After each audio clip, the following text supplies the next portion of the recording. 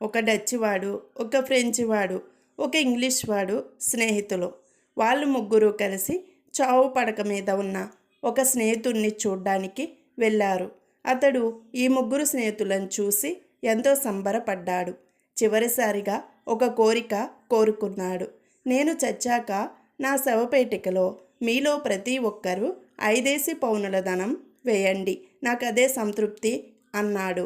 చావు పడక మీద ఉన్న స్నేహితుడు కన్ను మూశాడు. డచ్వాడు శవపేటికలో 5 పౌండ్ల ధనం వేశాడు. చచ్చినవాడెలాగూ వచ్చి మార్చుకోడు కదా అనుకొని ఫ్రెంచ్ వాడు 5 పౌండ్లకి చెక్కు రాసి శవపేటికలో వేశాడు.